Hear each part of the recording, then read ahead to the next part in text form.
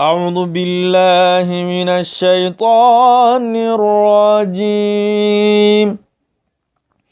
يريدون أن يطفئوا نور الله بأفواههم ويأبى الله إلا أن يتم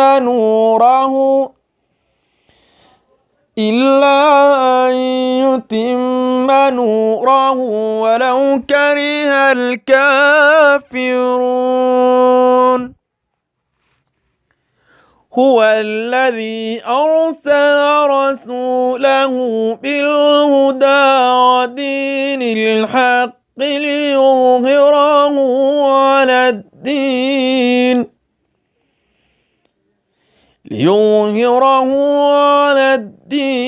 كله ولو كره المشركون. يا أيها الذين آمنوا إن كثيرا من الأحبار والرهبان ليأكلون أموال الناس بالباطل ويصدون عن سبيل الله. والذين يكنزون الذهب والفضة ولا ينفقونها في سبيل الله فبشرهم بعذاب أليم. يوم يحمى عليها في نار جهنم فتكوى بها جباههم وجنوبهم وظهورهم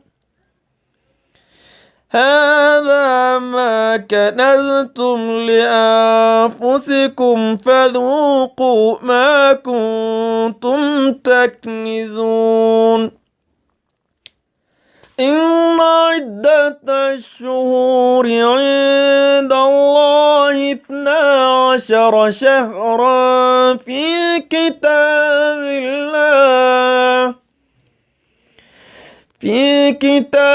الله يوم خلق السماوات والأرض منها 4 حرم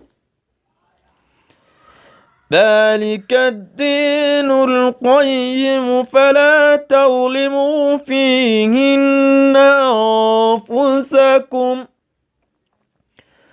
وقاتلوا المشركين كافة كما يقاتلونكم كافة واعلموا أن الله مع المتقين. صدق الله العظيم.